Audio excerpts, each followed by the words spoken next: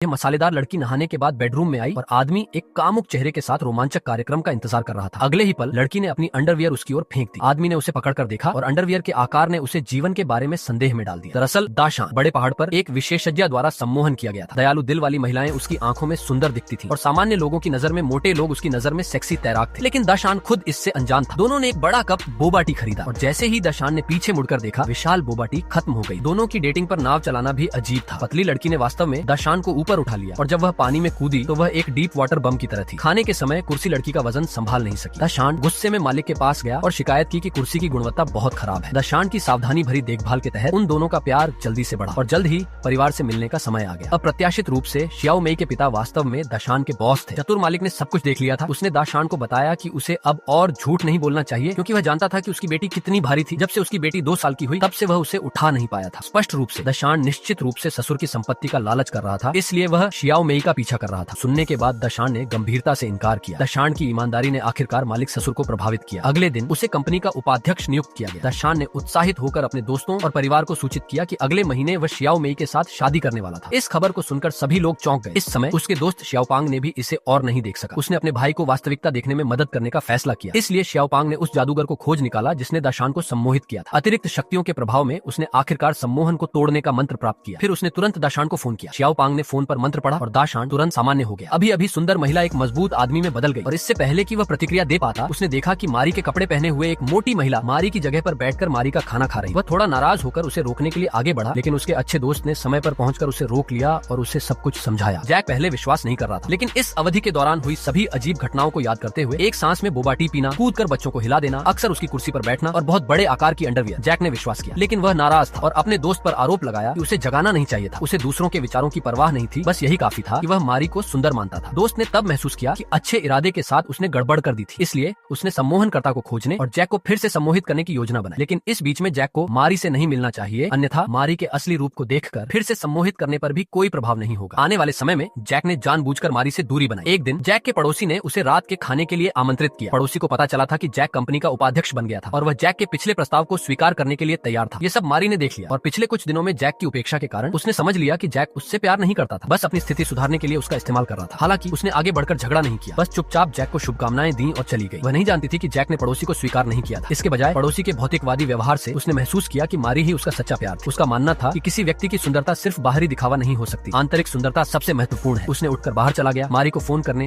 और सब कुछ स्वीकार करने के लिए तैयार हुआ, यह बताते हुए कि चाहे वह कितनी भी मोटी या बदसूरत हो, वह उसे छोड़कर नहीं जाएगा। लेकिन मारी वहीं थी। जैक ने उसे पहचाना नहीं और उससे रास्ता छोड़ने के लिए कहा। क्या प्यार खत्म होने पर वह अजनबी बन गई थी? मारी दुखी होकर बाहर भाग गई। जब जैक ने फोन किया तो उसने फोन उठाया, जैक को बेवफा कहकर गालियां दी और फोन काट दिया और फिर कभी नहीं उठाया। अगले दिन जैक मारी के स्वयं सेवक अस्पताल गया, लेकिन मारी वहाँ नहीं आई थी। तभी किसी ने जैक को अभिवादन किया। वह मुड़कर देखता, एक छोटी लड़की जिसके चेहरे का आधा हिस्सा जल गया है। ये वही जगह थी जहाँ जैक और मारी पहली बार मिले थे। जब जैक को सम्मोहित किया गया था तो उसने जो बच्चे देखे थे वे सभी सुंदर और प्यारे थे। उसने ध्यान नहीं दिया था कि ये वास्तव में बच्चों के जले हुए वार्ड में था। जैक ने तभी समझा कि मारी कितनी दयालु थी। वह मारी के घर गया और घर में घुसते ही उसने एक मोटी महिला को देखा। जैक उसे चूमने वाला था। अच्छा हुआ कि मारी की माँ ने समय पर पहुंचकर उसे रोक लिया। रुको, हमारी नौकरानी को छोड़ दो। अरे ये मारी नहीं है। आखिरकार जैक ने एक पार्टी में मारी को पा लिया। मारी ने इस धोखेबाज को भागने के लिए कहा। जैक नहीं भागा। उसने अपने सम्मोहित होने की सारी बात बताई और मारी को फिर से अपना प्यार समर्पित किया। मुझे नहीं पता, लेकिन अगर तुम मुझे छोड़ दोगी तो मैं तुम्हारे सामने एक जीवन भर गिड़गिड़ाता रहूंगा। ये शब्द मारी को छू गए और जैक आखिरकार अपनी सुंदरी को गले लगाता है। ओह, मैं आपको उठा नहीं पा रहा हूँ, छोड़ दीजिए, मुझे आने दीजिए।